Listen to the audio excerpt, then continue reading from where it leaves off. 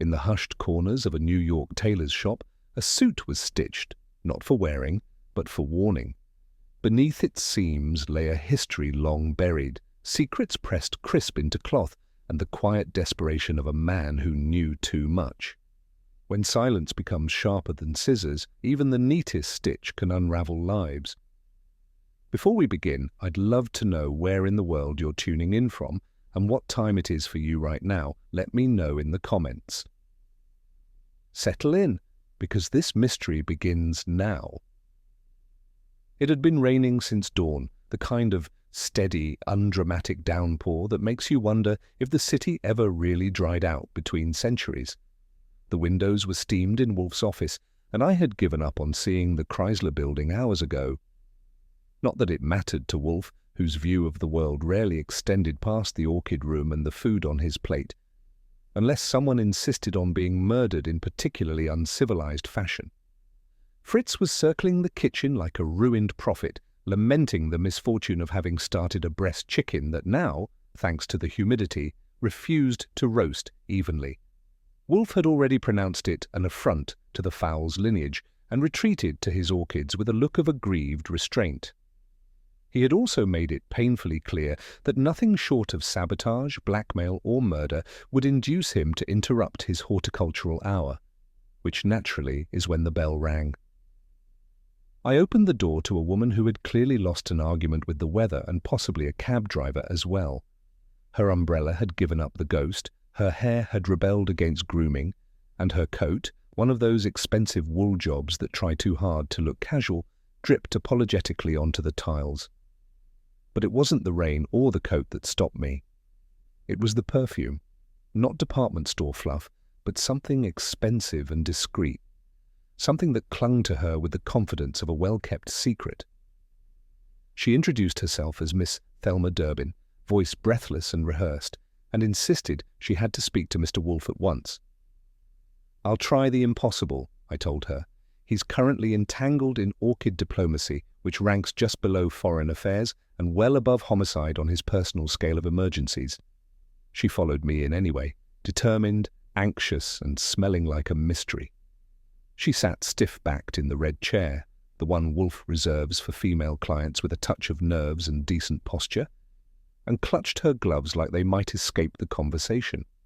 Her story came out in bursts. She was a designer, junior level, at Maison Roland, one of those sleek, pocketless tailoring firms that charge men 5 figures to look effortless. Anton Roland, the founder and head tailor, hadn't come home the previous night. That wasn't like him. She'd gone to the atelier that morning, early, because something in her gut told her to, and found the door locked. Lights were off, no one inside, or so she thought, until she climbed the back stairwell, glanced through the high transom, and saw him. He was slumped in his chair, still, silent, a collapsed monument of a man. The police had already been called. They told her to go home. She hadn't. Wolfe didn't rise from his chair. That would have been asking too much. He looked at her as one might regard a decorative object that had been placed slightly off-center. "If the police are involved," he said, "then your presence here is premature. If Mr. Roland is dead, I am not his executor. If he is not, he requires a physician, not a detective. In either case, I fail to see the relevance of my participation." Miss Durbin looked at him, bewildered. "But I thought you solved crimes." "I solve them, madam," Wolfe replied, "for clients. You are not one, and this, so far, is not a crime." That was Wolfe. Give him a dozen roses, and he'd ask who planted them.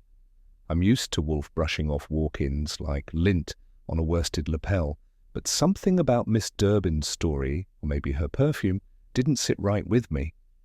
I watched her hands. They were trembling, not from the rain or the nerves of being in Wolfe's presence, but from something deeper. Fear, maybe, or guilt. "I'll admit," I said, "it's a little early in the day for mayhem, but if you saw what you saw and the cops aren't exactly breaking down the door, maybe it's worth at least confirming it." Wolfe grunted. "If Roland is dead, that's unfortunate. If he isn't, we've inconvenienced him." "He is," Miss Durbin said quietly. "I know what a dead man looks like." Wolfe sighed. It was the kind of sigh that precedes either movement or murder. "Archie. My coat." And just like that, we were in it. Wolfe doesn't travel well, especially not in rain, and most especially not in weather that might threaten the crease of his trousers. I helped him into the long brown coat he pretended not to own, and Fritz appeared with an umbrella large enough to shade a small orchestra. The ride downtown was accompanied by Wolfe's usual vocal disapproval of taxicabs, traffic, damp air, and cities that had failed to plan for climate fluctuation. By the time we pulled up to the modest limestone storefront of Maison Roland, Wolfe's mood had curdled into its vinegar phase. But the yellow tape across the door and the blue-grey faces of uniformed cops waiting inside gave him pause. Not enough to speed his pace, but enough to make him lean forward and sniff the air. Inside, the air had the dry, static feel of a room waiting to be shocked.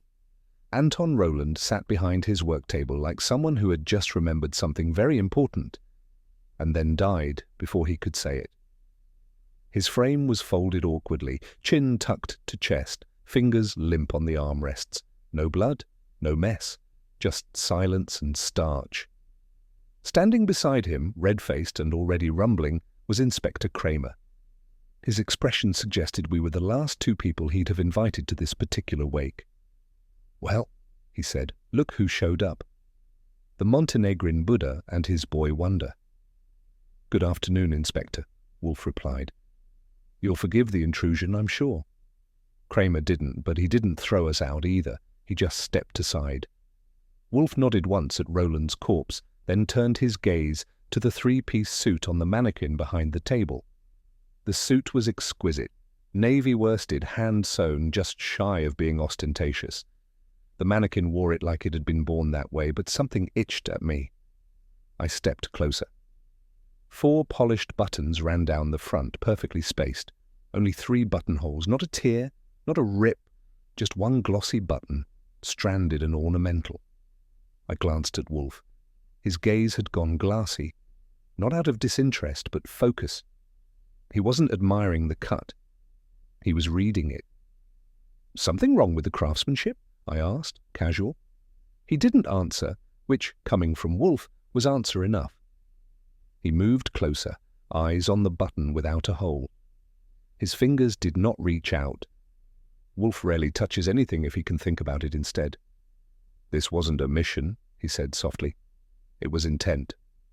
Kramer snorted. "Oh yeah? And what does that mean?"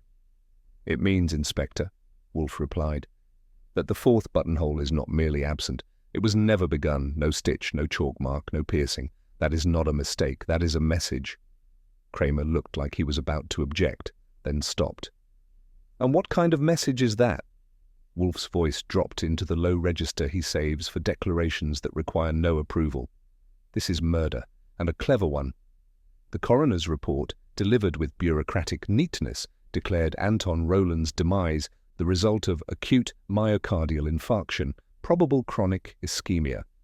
In plain terms, heart gave out, nothing suspicious, move along, no bruises, no contusions, no drugs, no blood. His pulse had stopped, and with it, apparently, the city's interest. Wolfe read it without once adjusting his bulk in the chair.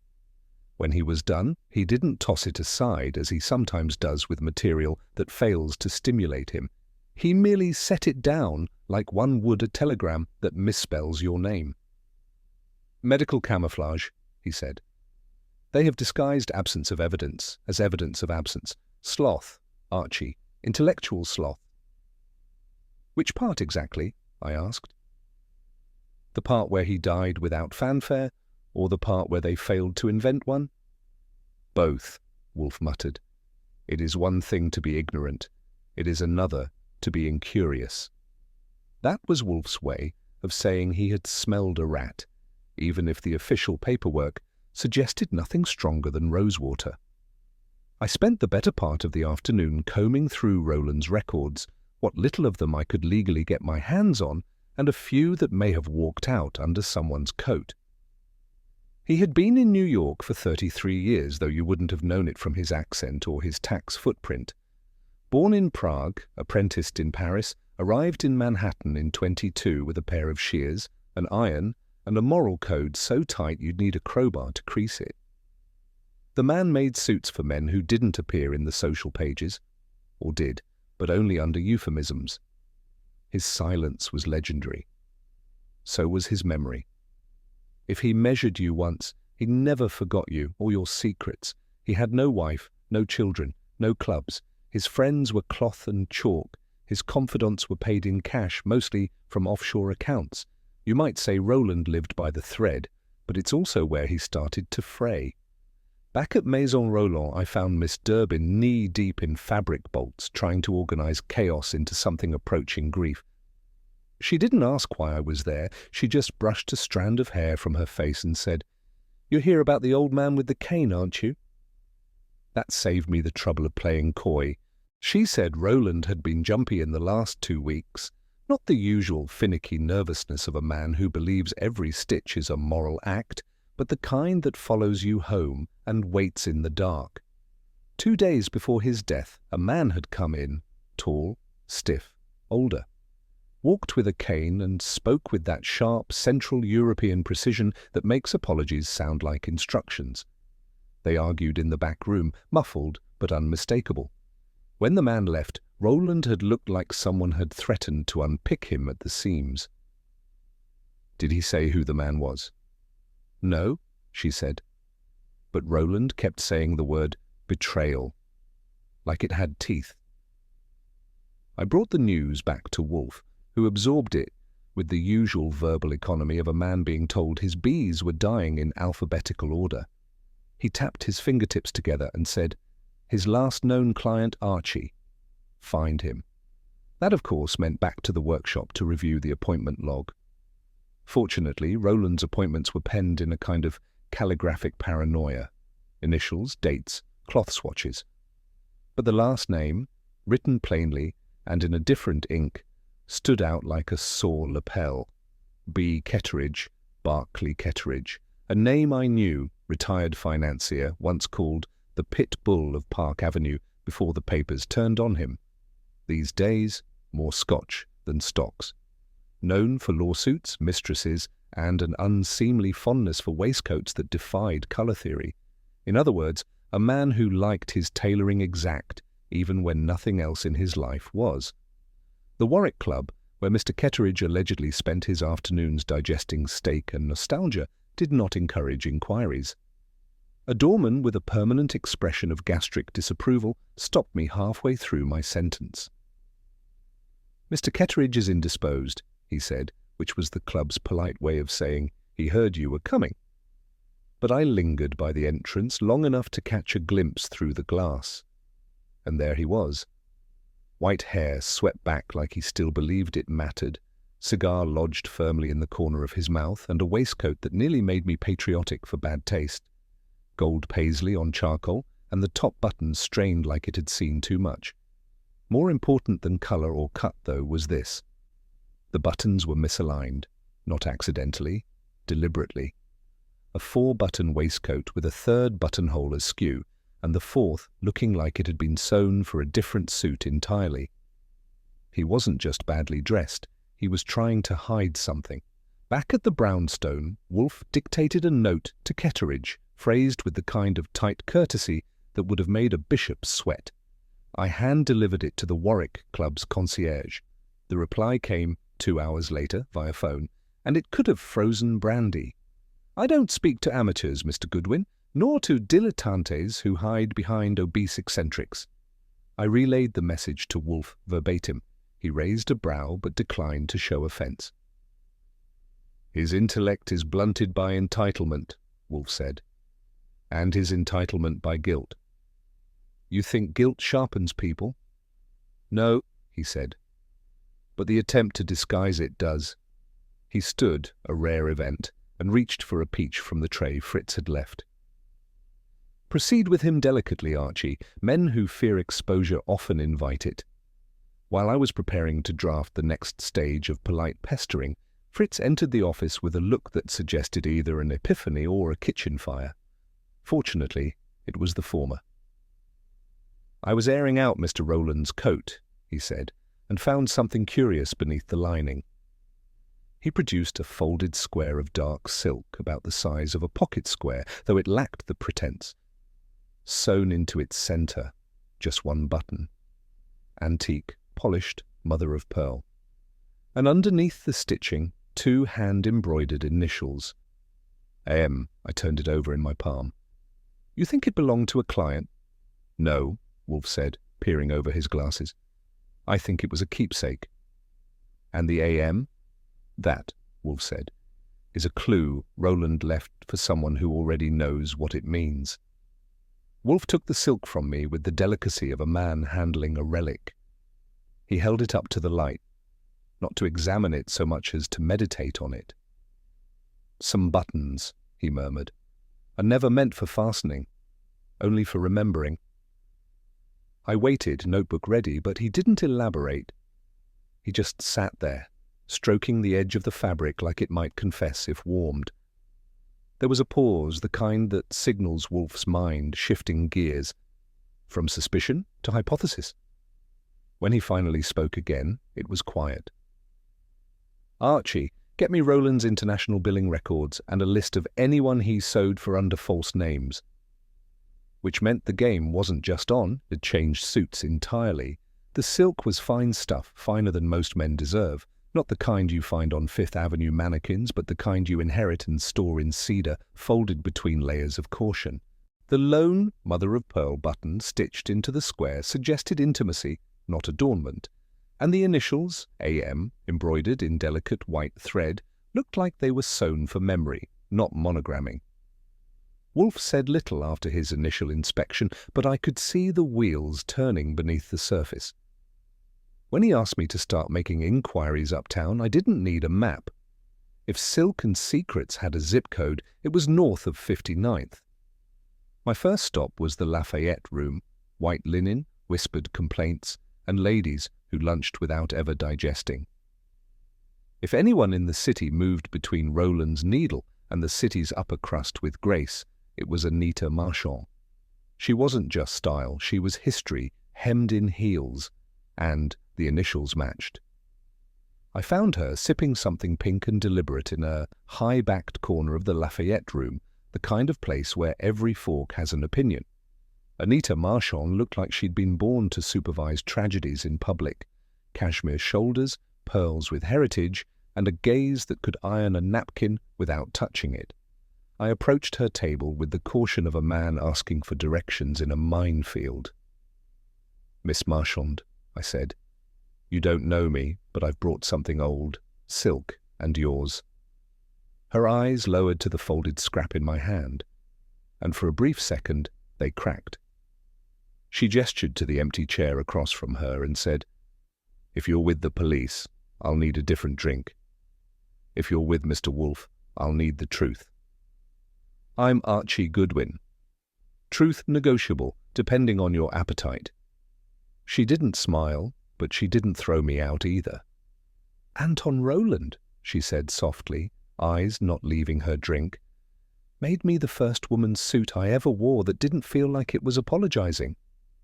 She explained, in carefully measured syllables, that Rowland had designed a women's line in secret, mostly for clients who didn't like public fittings or publicity. Anita had modeled for him when she was younger, discreetly, and without pay. That was the arrangement. He didn't advertise it. His reputation would have taken a beating, but he wanted to know what tailoring meant when it wasn't about men.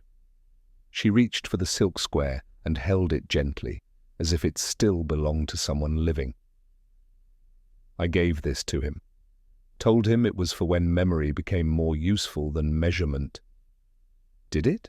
I asked. "Eventually," she said, "and terribly." She didn't volunteer it at first, but after a long pause and a sip of something that wasn't courage but passed for it, she leaned in. "He was being blackmailed," she said. "Not by anyone obvious. Rowland never trusted the obvious.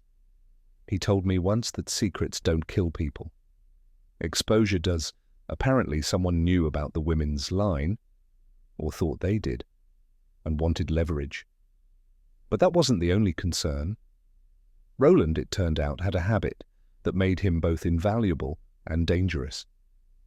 He listened, Anita said. He listened while he worked. People talk when they're being measured. He didn't prompt it. He just remembered. The blackmail wasn't about fashion. It was about what he'd heard, and perhaps what he'd kept. Did he keep notes? Anita hesitated. Then you could say that. She called them Taylor's confessionals. Little observations, fragments of conversation, tucked away like scraps from bespoke fabric. Roland didn't write them all down, but when he did, he used initials. Sometimes a detail, a phrase, a birthmark, a scent. No dates, no full names, just whispers folded into paper. They were filed, hidden. He treated them like they were sacred. Or radioactive, I suggested. She didn't argue. I could feel the tension in the air like starch. A man like Roland, trusted by people who didn't trust their own shadows, collecting verbal dust from their collars. It wasn't just dangerous. It was suicidal. He said once, she added, that men are more honest with their shirts off. And twice as stupid. I had the sudden impression that Roland had stitched his own coffin by hand. Maison Roland had the kind of design studio that valued symmetry over comfort. I waited until Miss Durbin stepped out for errands before snooping with a purpose. Behind the far wall, where the wood panelling met the floor moulding at an unusual angle, I gave one coat hook a nudge and felt a catch. A panel shifted. Inside, a slim drawer no wider than a ruler, no deeper than gilt. Inside, folders, dozens, initials scrawled neatly in thick graphite. Some I recognized, some made my stomach tighten. Each held no more than a few words, sometimes a phrase. They weren't evidence, they were memory with fangs. Then I found the gap between JL and LN, nothing, a space as deliberate as the silence of a good liar. I didn't need Wolfe to tell me what was missing, just what it meant. Back at the brownstone, I laid the folders out on Wolfe's desk like contraband confessions. He examined them with the fastidious interest of a librarian checking overdue books. When I pointed out the alphabetical gap, he nodded once. K, he said. The letter is conspicuous in its absence. That's one way to phrase it. Any guesses? He didn't answer immediately. Instead, he thumbed through FR, 2 words, regrets Florence, then HB. Always lied about August. They're trivial, I said. No, he replied, they are distilled. Essence, not anecdote. He sat back. K, it was taken, not lost. Someone came looking for it and left with it. Any idea who? Of course, he said mildly, but I'm not prepared to be obvious just yet. The phone rang just after 7. I answered. Kramer didn't bother with pleasantries. She's dead, he said. I didn't need clarification. Marta? Marta Kletschka, Roland's assistant. You mentioned her name to me last week. Bronx Alley, throat slit. No purse, no keys, no witnesses. Was it a robbery? If it was, Kramer snapped, they forgot to steal anything. I relayed it to Wolfe, who didn't blink. She found the file, he said. Or remembered it. Either way, someone ensured she wouldn't remember anything else. He returned to the folders on his desk, studying the blank space between the letters. She wasn't stitched into this, he said softly. She was the thread someone pulled. In the grand tradition of invisible people, Marta Kletschka had done a remarkable job of not being noticed. Not by the newspapers, not by the neighbors, and, if Kramer's initial files were to be believed, not by anyone outside the dead orbit of Maison Roland. She had worked there for 17 years, longer than the Drapes, and during that time left behind fewer impressions than a ghost in galoshes. Her personnel file, such as it was, consisted of a photocopied birth certificate from somewhere in Galicia, a tax ID number barely used, and a single line in Roland's books that simply read, MK, hand finisher, trusted. No photo, no resume, no record of ever taking a sick day. She was efficient, Wolfe said, when I reported the thin findings, and likely much more than she appeared. Isn't that always the case? No, he replied, only when it matters. And for Marta Kletschka, apparently, it mattered now. Too late for her, but not for us. Marta lived in a 5-floor walk-up on East 88th, the kind of building that boasted more paint outside than plumbing inside. Her room, 2B, faced the alley, and the super let me in with the shrug of a man who was used to outliving tenants. The apartment was neat in the tragic way some lives are. Nothing out of place because nothing was ever really in motion. No photographs, no notes on the fridge, no mailed postcards from forgotten nephews, just a dresser, a small bookshelf with 3 titles in check, and a folding table that doubled as a sewing station. The drawers were empty, except one. That one held a spiral sketch pad, the cheap kind you buy when you don't expect to be complimented. The first few pages were blank, but halfway through the pencil lines began. Not quite artistry, not quite accident. A figure repeated, each one sharper than the last.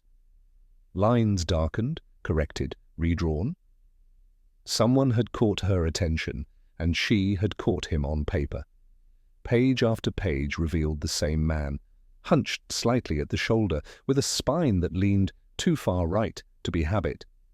The face shifted slightly in each sketch, as if drawn from different angles or memories, but the core elements remained. Sagging jowls, a heavy brow, a mouth too thin to smile sincerely. What clinched it wasn't the face, it was the hand. On his right was a signet ring, too large, drawn again and again with almost obsessive fidelity. She'd shaded it in, carefully, every time. She wanted it noticed.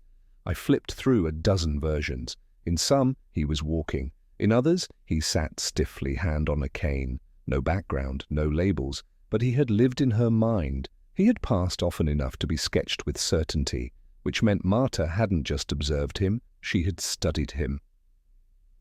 When I brought the sketchpad back to the brownstone, Wolfe was immersed in his usual late-morning ritual, sipping beer at a rate designed to insult thirst. I laid the pad on his desk and said, "She drew him like she owed him money." He opened the cover with slow fingers, glanced through a few pages, and paused. "She wasn't drawing," he said. "She was documenting." I figured as much. "No, Archie, you observed as much. I deduced." He turned another page. There is a difference between art and evidence. Art embellishes, evidence distills. He pointed at the ring. That is not decoration, it is identification. You think she was planning to do something with these? She was preparing to tell someone, Wolfe said. Possibly us, more likely herself. He closed the sketch pad and tapped it twice with a finger. "Find out who wears that ring." So I did. Ketteridge was exactly where he was least wanted. The Warwick Club, nursing a post-lunch cigar and a scotch with more body than personality. I hadn't expected a red carpet, but I got a full-length sneer before I'd even sat down. "You again," he said, making no effort to hide his distaste. I could say the same. "You could, but I'd care even less." He made a show of checking his watch, which would have looked more impressive if it hadn't been upside down. I ignored it. "I'm following up on Anton Roland," I said. "You were his last scheduled client." If I was, it's a minor footnote in an otherwise bloated obituary. The contempt was real, not performative.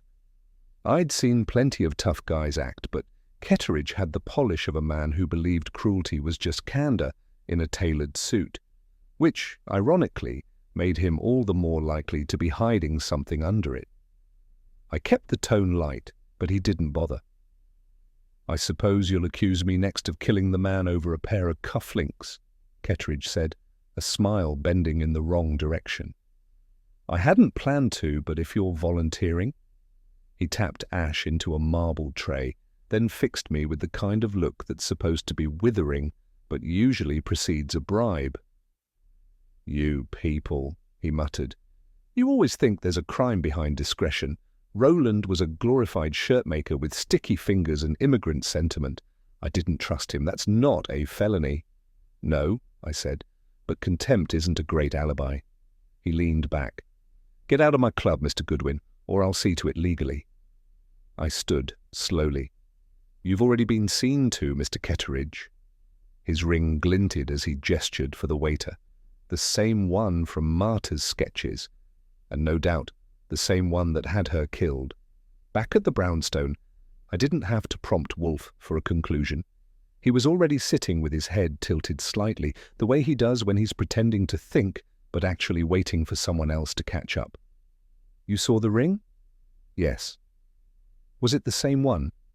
No other like it. Gold, thick, engraved. You could hang a small lie from it. He nodded. Then it was not an error. What wasn't? The fourth buttonhole. I waited. He left it unfinished deliberately. Not because he forgot. Because he wanted it seen. Roland, in his precision, would never omit a closing detail unless the detail was the point. A kind of signature. No, Wolfe said, a kind of accusation. And that meant we were no longer investigating a tailor's death. We were deciphering his final stitch. There's a special place in bureaucracy for the cleanest lies, and it's called Delaware. I tracked the payment for Roland's final commission, the unfinished suit, to a corporation registered in that noble state where privacy is sold in neat packages and office addresses change with the wind. But not every ghost pays cash. I called in a favor from a very nervous clerk in Wilmington and got a name that had to be scrubbed twice before it made sense. Abner Consolidated Holdings. As in Paul Abner, assistant district attorney, friend to press conferences, enemy to nuance, and apparently the invisible hand behind Roland's last job. The books were pristine, the checks cleared, the signature was digital, clean, and designed to vanish. But Wolfe, when I told him, didn't blink. Even snow, he said, leaves footprints, if you look before it melts. And with that, the next name on the list wasn't Ketteridge anymore. It was Abner. I'd tailed plenty of polished men before, the kind who ironed their ethics along with their cuffs, but Paul Abner had a particular sheen, the kind that came from marrying the right family and staying just clean enough not to be questioned. He was assistant district attorney by title, but functioned more like a velvet rope, charming, restrictive, and backed by muscle when needed. He left his office at exactly 4:12 p.m., stepped into a black town car that waited like it knew its place, and rode with the posture of someone who owned the view. His suit, dark navy, faint pin, was good, but not flashy. Cuffs crisp, shoes practical. His only vanity was in the smug angle of his chin, which he adjusted precisely every time we stopped at a red light. He wasn't hiding. He didn't have to. A man like Abner counted on discretion to do his work for him. But from the way his fingers tapped the door, I knew something was making him itch. The car dropped him 3 blocks shy of the hospice. He walked the rest. Not fast, not slow, just steady, like a man who didn't want to be remembered entering, but didn't want to appear sneaky either. I waited a beat before following. The building was clean, underfunded, and humming with the kind of quiet that often precedes regret. Abner didn't check in. He moved through the lobby like a man who had done it before. Upstairs, through a half-open door, I watched him enter a room and approach a wheelchair. The woman in it was old, sharp-eyed, and dressed in the kind of lace that remembers better decades. Her spine was frail, but her gaze was diamond clear. He didn't sit, just leaned in, handed her a red envelope, and said something I couldn't hear. Her expression didn't change. The whole exchange took less than 2 minutes. Then he turned and left, walking past me in the hallway without a flicker of recognition. The envelope stayed behind. Back at the brownstone, I filed the facts while Wolfe digested them. Both the details and, presumably, the shad roe with brown butter Fritz had just served him. When I finished, he reached for the index volume from his personal ledger cabinet, the one marked Roland A. Z, and thumbed through it with the air of a man inspecting distant betrayals. Novak, he murmured. Katerina Novak. He slid over the ledger entry, one of Roland's private notations. Havelka client, 1946. Czech fabric. Hand delivery. Havelka? I asked. Wolfe didn't look up. A code name, a resistance alias. During the war, those fleeing Prague used pseudonyms. Roland helped more than one out of Vienna, through Paris, into Lisbon, and occasionally into New York. Nice of him. It wasn't charity, Wolfe said, it was survival. Theirs and his. So the woman in the wheelchair had history. And apparently, she had Paul Abner too. Wolfe remained still the way only he could, as if motion itself was an indecency. His eyes were half closed, but the tone sharpened. You see now, Archie, that Roland was not merely a tailor. He was a thread in a larger weave, one that began under occupation and never truly ended. He gestured toward the envelope I had described. Katerina Novak's husband vanished in 1946. One assumes he was betrayed. Roland may have known who did it. And Abner? Was born into the shadows of that betrayal, perhaps even built on them. That's poetic, not probative. Wolfe nodded. But tell me, when a man makes a suit and leaves it unfinished, in a shop known for precision, what does it imply? That someone else was meant to finish it? No, Wolfe said, that no one could, not without knowing the full pattern. I took a detour to the atelier, armed with Roland's spare key and the permission Wolfe believes is always implied when truth is on the line. Inside the ledger cabinet, behind a drawer labelled Special Work, I found what I needed, a carbon copy of a receipt. Abner, Paul, bespoke 3-piece, charcoal wool, shoulder-basted, unfinished. Commissioned 2 weeks before Roland's death. Paid in full. Delivery marked, hold for final fitting. I brought it back to Wolfe, who glanced at it, then set it beside his beer, like a guilty receipt for something indulgent. So, I said, he wanted the suit but never came back for it. He wasn't meant to, Wolfe said. You think Roland was sending a message? No, Wolfe corrected me. He was sending a threat. Wolfe settled into the long silence he reserves for theory, that hourglass-shaped stretch of thought where language becomes too inefficient to bear his precision. Then, with no warning, he broke it. The unfinished 4th buttonhole, he said, was deliberate. I nodded. You've said that. I'll say it again, not for emphasis, for clarity. He shifted in his chair. Roland stitched 3, the 4th he left undone, not because he forgot or died before finishing, but because he wished it seen. It was not meant for wearing, it was meant for reading. Like a code. No, he said, like a warning, one visible only to the man it was meant for, the suit as confession or accusation. That's subtle, Wolfe raised an eyebrow. And murder, Archie, is rarely subtle, but blackmail almost always is. After Wolfe delivered his verdict, I picked up the phone. Miss Marchand hadn't been heard from since our last visit, and that made me itch. She wasn't the type to retreat without reason. No answer at the shop. No reply at her apartment. I even tried the Lafayette room, just in case she'd taken her appetite somewhere predictable. Nothing. I left messages. I asked Dorman with tip money in hand. I called 2 reporters who'd tried to profile her in the last year, and came up empty. Odd, I told Wolfe, but not impossible. People vanish in New York every minute. Yes, Wolfe said, but Anita Marchand is not people. She is a variable, and variables do not disappear unless removed. That sounded like paranoia dressed in logic. But then Wolfe's logic usually wore a better suit than I did. It was near midnight when the call came. A patrolman down by the East River had found something that wasn't supposed to be there. A scarf, expensive, blood-stained, silk, and unmistakably Anita's.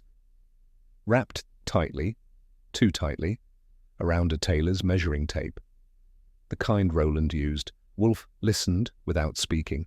Then he stood, another rarity, and stepped to the window as if trying to read the East River from East 35th.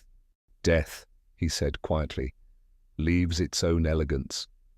I brought the item back myself, gloved and sealed. Fritz had already cleared a space on Wolfe's desk, sensing something unappetizing had arrived. The blood was dry, the scarf torn, but the measuring tape was intact, taut, firm, knotted with care. This wasn't panic, I said. This was punctuation. Wolfe said nothing for a long while. Then he turned, slowly, and looked at me. The suit, he murmured, was never meant to be worn. It was meant to provoke. Kramer came by in the afternoon, which meant the orchids were subjected to a second-hand cigar and Wolfe to a first-rate annoyance. He stood firm as usual just inside the plant room threshold, making it very clear that he wasn't here to admire Wolfe's cattleyas or his contempt. "You're withholding evidence," Kramer said, crossing his arms like a dock worker posing as a judge. "I withhold nothing," Wolfe replied without looking up. "I merely refrain from indulging imprecision." "You're dancing," Kramer growled. "And I'm telling you we've got a dead seamstress, a vanished heiress, and a tailor with enough secrets to sink the city." Wolfe closed a pair of shears with delicate finality. "You, Inspector, have a murder inquiry. I have a pattern. One that your department has avoided pursuing, likely because it leads into a wardrobe of political skeletons. You're accusing us of pressure?" "I'm accusing you," Wolfe said mildly, "of tailoring your investigation to fit a suit that doesn't exist." Kramer left 5 minutes later, red-faced and chewing smoke. Wolfe returned to his orchids with the composure of a man who had just ironed a wrinkle in someone else's conscience. Later that evening, as Wolfe and I reviewed what little Anita Marchand had left behind, I read aloud from the notes I'd jotted after our last conversation with her. "She said she spent weekends in a cabin," I said. "Upstate or maybe Connecticut. She wasn't sure. Said it smelled like wax and cedar." Wolfe, mid-sip of beer, froze. He set the glass down with uncharacteristic haste. "Repeat that." "Wax and cedar. I assumed it was just romantic nonsense." "Fool," Wolfe muttered. "Excuse me?" He leaned forward, fingers drumming. "You didn't assume. You dismissed. Wax and cedar is not poetry. It is specificity. Rowland's family cabin south of Litchfield is panelled in aromatic cedar and heated by beeswax-treated iron stoves. It has not been occupied in years." "Except maybe now," Wolfe nodded once. "Take the heron, not the dodge. It's better for snow." And that was Wolfe's way of saying, go quickly and do not come back without something that bleeds. The drive to Connecticut was uneventful in the way that meant I had too much time to imagine all the things that could go wrong when arriving alone at a place where people vanish. The heron handled the ice better than expected, and the road to the cabin had been cleared just enough to suggest recent activity by someone who didn't want to be found. The door was locked, but the side window near the stove had been jimmied with an amateur's precision. Inside, the air smelled cold and stale, and faintly of tobacco. Not the kind you smoke for pleasure, but the kind you breathe when you're trying not to inhale fear. The living room was untouched, save for a wool throw folded too neatly. But the basement door was ajar, and the light beneath it glowed faintly. It wasn't much, but it was enough to put my hand on the grip of the 38 and count steps on the way down. And from the cellar came a sound, not loud, but human. She was tied at the wrists and ankles, slumped sideways in a corner behind a stack of old toolboxes. Her coat was torn at the collar, one shoe missing, and a thin line of dried blood traced her cheek like a forgotten comma. But her eyes, when they met mine, were very much alive and very much angry. "Don't cut the knot," she said, her voice hoarse. "Untie it. He said he'd know the difference." I followed instructions. The rope was tight, expertly knotted, and reeked faintly of motor oil and cedar sap. Once free, she flexed her wrists and said, "He wore gloves. Smelled like Lucky Strikes and sweat. Called me a liar's daughter, like it was a curse. Did he show his face?" "Number, but he wore a signet ring on his right hand, thick, gold, same one Marta sketched." That was enough for me. I helped her to her feet, and we climbed the stairs in silence. Whatever she'd just escaped, it wasn't over yet. Not for her, not for the man who'd left her there like a discarded truth. Back at the brownstone, Wolfe didn't wait for the full report. One glance at Anita's trembling hand, and he issued instructions to Fritz to prepare brandy and silence in equal portions. Only after she had gone to bed in the upstairs guest room did he speak. She said he called her Liar's daughter, I confirmed. Wolfe nodded, as if confirming a theorem. That wasn't insult, that was lineage. You think she's his? I think, Wolfe said slowly, that Roland knew. I think he made the suit for Abner not simply to threaten, but to hint. And I think Ketteridge, our crooked financier with an iron inheritance, has more to hide than betrayal. Biological betrayal? Precisely. Wolfe turned in his chair, folded his arms across his stomach, and added, "No man binds another by stitching lies. He binds them by exposing blood." And with that the guilt shifted from motive to paternity. The following morning, after Fritz had administered enough caffeine to make me functional and enough eggs to make Wolfe agreeable, we sat in the office with the tailor's invoice, Anita's account, and the unfinished suit draped like an accusation over the armchair. He had Roland make the suit, Wolfe said, not asking, but declaring. But Roland knew the truth. About the girl, about the father, about the betrayal, wartime and otherwise. Which makes the suit itself a threat, Wolfe gestured with his forefinger. More than a threat, a mirror, each stitch declaring, "I know what you are." And Ketteridge killed Marta to keep the ring from pointing backward, hid the girl to sever the living thread, and left the fourth buttonhole open, not by instruction, but as a message to Roland. He underestimated the tailor. As most men do, Wolfe said, when the tailor listens more than he speaks. I picked up the suit coat and examined it again. This time, the missing buttonhole felt like it was looking back. By noon, Wolfe was seated at his desk like a magistrate preparing for judgment. His hands rested flat, his tone was crisp, and his instructions were delivered like scripture with a side of vinegar.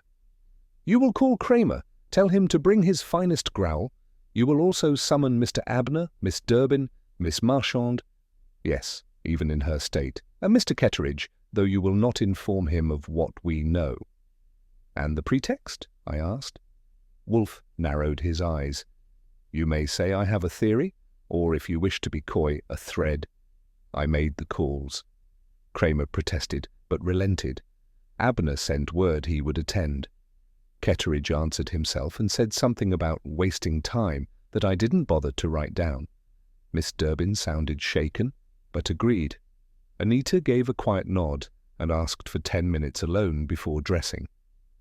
Wolfe remained composed as always, but I'd known him long enough to detect the faint current behind the calm. He was ready. By the time the front room filled, it was warmer than strictly comfortable, but Wolfe refused to permit the windows open. A draft during confrontation, he said, is an invitation to bluster. What we had instead was Kramer's cigar, Miss Marchand's silence, Paul Abner's clenched jaw, Miss Durbin's uncertain posture, and Barclay Ketteridge's disdainful sprawl. Fritz hovered in the background with the calm of a man who knew chaos had its place, and it wasn't in his kitchen. Wolfe sat in his usual throne, the curve of his bulk giving him the appearance of a brooding Buddha with less mercy and more appetite. I took my post by the bookshelves, pen and pad, ready, though no one was reading from a script. The silence was elastic, stretched thin with expectation and thick with concealed panic. Wolfe broke it with the calm of a man stirring soup. "You have all been summoned because you participated, whether by deed or denial, in the stitching of a death." Ketteridge chuckled once. "Is that a metaphor or a confession?" "It is," Wolfe said coolly, "an invitation to truth." And then he began. Wolfe didn't raise his voice. He never needed to. The gravity of his words carried their own volume. "Anton Roland," he said, "was not merely a tailor. He was a witness. one who survived a continent's upheaval with needle and discretion intact. In the post-war years, he tailored suits not only to shape but to silence. He carried knowledge sewn into linings, into pocket dimensions where secrets breathed better than confessions. Ketteridge shifted in his chair. Wolfe continued. In 1946, Roland was asked to provide safe passage, not through documents, but through loyalty. He clothed men fleeing Prague, some bound for political exile, others for convenience. One such escapee was Josef Novak, husband to Katerina. Novak never reached New York, but Katerina did. He paused only for breath. Anton Roland knew what happened to Novak. He knew because someone told him in the language of fear. That someone, Wolfe turned slightly toward Ketteridge, was a man who traded lives for legacy, who chose survival through betrayal. And Roland, a quarter-century later, began sewing memory into justice. Ketteridge said nothing, but Abner's jaw stiffened. The room, by then, had grown very still. Wolfe lifted the folded jacket from the arm of his chair, Roland's final commission. It lay across his lap like a relic. "This suit," he said, "was made not for wear, but for warning." He gestured toward Abner. Commissioned under a false corporation, paid in full, never delivered, Roland made this not because he desired to complete it, but because he needed to say something, quietly and irrevocably. He lifted the lapel with care. 4 buttons, 3 buttonholes, the fourth, he let it dangle slightly, is not missing. It is present in intent, absent in execution. That is not accident, that is accusation. Abner stood.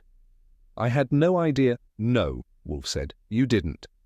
But Roland did. He knew the bloodline. He had sewn for your mother once, and he recognized something in your face, something passed down from the man whose ring still carried war's rust.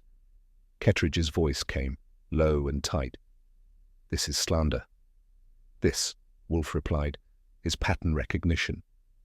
Abner sat again, this time more carefully. Wolfe's gaze moved next to the folder resting beside him. He tapped it once. Marta Kletschka, seamstress, loyal employee, and, most crucially, observer. He opened the folder without flourish. She recognized the signet ring. She had seen the man it belonged to many times. She began sketching, not as art, but as record. She intended to tell someone. A brief glance toward Kramer. She never had the chance. Her throat was slit before she could deliver the truth. Not out of panic, no, but out of policy. Marta wasn't an obstacle. She was a liability. Kramer's eyes narrowed. "You're saying she was murdered for what she saw?" "I am saying," Wolfe said with precision, "that she died for seeing a detail no one else noticed, the detail of inheritance, of guilt, of a man who killed to keep silence sewn into the hem of power." Miss Durbin gasped softly. Ketteridge said nothing, but he knew. Anita Marchand, Wolfe said next, became a threat because she did not know what she knew. And then suddenly she did. She looked down but said nothing. Wolfe did not press. She learned of her lineage, of what Roland suspected, of how the man who funded her education, indirectly, had once orchestrated her very concealment. She went to confront him. He turned to Ketteridge. "You didn't kill her, not because you lacked reason, but because, in your own tangled way, you had too much." Ketteridge looked up, slowly. "She's not mine." "Your blood says otherwise," Wolfe replied. "And so did your restraint. Every other witness was erased, but the daughter was hidden, bound, silenced, but not killed." Anita's voice came at last. He said, "Liar's daughter." Wolfe inclined his head. "Not insult, identification. Inheritance is often a more potent threat than blackmail." Kramer shifted his weight forward, waiting. Wolfe nodded. "We are close." Now came Wolfe's favorite moment. Proof not as persuasion, but as punctuation. He raised the suit again, opened the lining near the unfinished 4th buttonhole, and used tweezers, of course Wolfe had tweezers, to extract a single strand of nearly invisible thread. This, he said, was sewn not with Roland's hand but inserted later. A careless detail. The thread contains epithelial traces, skin, cells, residue from the thumb of the man who tried to make the buttonhole seem forgotten rather than loaded. He placed the fibre on a glass slide and handed it to Kramer. "Your people will confirm, but I will save you time." His gaze fell squarely on Ketteridge. "You touched it. You tried to complete what you feared had begun, but you didn't understand Roland had never meant to finish it." The silence that followed wasn't empty. It was full of consequence. Ketteridge stood, not quickly, not violently, but with the deliberate fury of a man whose life had just been turned inside out, like a suit stripped of lining and lies. "You fat bastard," he said. Wolfe didn't flinch. Kramer took one step forward. I took another. Ketteridge moved, hand darting, not for a weapon, but for the suit, as if by tearing it he could undo the narrative now wrapped around him. He never reached it. Kramer's man grabbed him at the shoulder. I took the elbow, and in less than 2 seconds Ketteridge was seated again, this time without the illusion of dignity. Wolfe merely adjusted the cuffs of his sleeve. "That," he said, "was entirely unnecessary." Kramer exhaled and signaled the uniforms to escort Ketteridge out. Wolfe, meanwhile, folded the suit and laid it back on the chair with a gentleness more damning than anger. The room was cleared, but something still hung in the air. Not smoke, not fear, a kind of finality. Ketteridge didn't confess like a man desperate to unburden his soul. He confessed like a man cornered in the final square of a chessboard, not so much conceding defeat as acknowledging inevitability. He sat in the red armchair, the one most guests avoided, either out of superstition or the memory of previous confessions, and gazed at the ceiling with the quiet disdain of someone who had spent a lifetime believing ceilings were for other people to stare at. "Yes," he said, voice clipped. "I sent the names to Prague in 1946. Names of men who would vanish in exchange for my security. Josef Novak was one." Wolfe didn't nod. He didn't move at all. He simply waited, which is a more effective provocation than any monologue. I knew Roland had found out. He knew too much. And Marta— Ketteridge exhaled, not shakily, but with irritation. "She sketched me. I warned her once. She didn't listen." The pause that followed wasn't hesitation. It was distaste. "I slit her throat in her apartment. I wore gloves. I used her own sewing blade." Wolfe's eyes were closed, not out of fatigue, but precision. When he opened them, they cut sharper than any blade Ketteridge had used. "And Roland?" Wolfe asked. "I arranged for the delivery to go wrong," Ketteridge said flatly. "He didn't die by accident." Kramer didn't speak. I didn't move. Wolfe, finally, nodded once, not in satisfaction, but in conclusion. The chessboard had cleared, but Wolfe never played games for sport.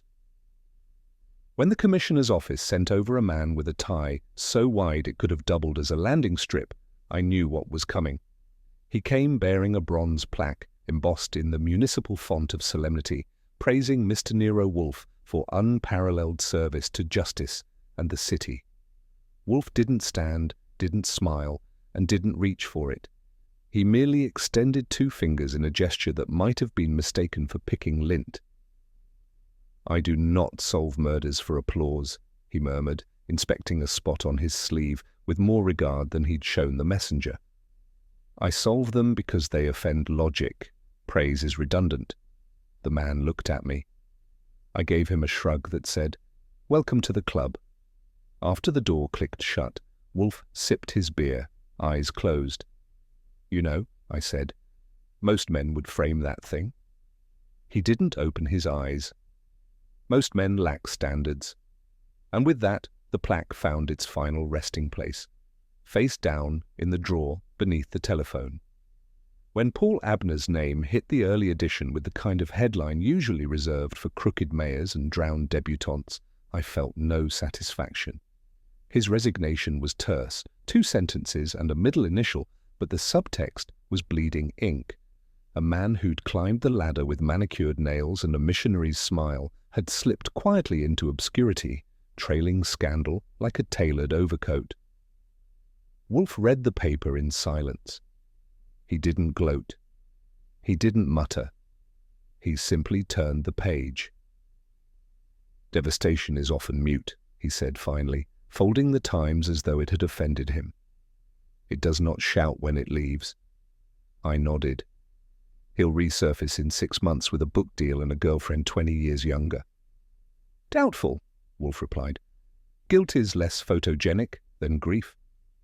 By mid-afternoon, Abner's office had been emptied, his name peeled from the directory, and the hallway smelled of fresh paint, but the echo of what he'd chosen to hide, the blood, the buttons, the betrayal, clung to the corners like old cigarette smoke.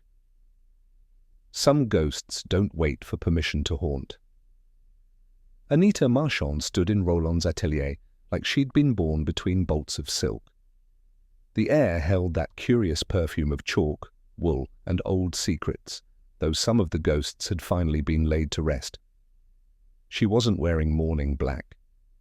Instead, a subtle navy wrap with discreet pleats. She'd inherited more than a shop. She'd inherited a man's silent code stitched into 100 collars. "I intend to make it honest," she said, offering me a look that didn't ask for approval. "No more secrets, just suits." "Secrets don't wrinkle," I offered. "But I like the ambition."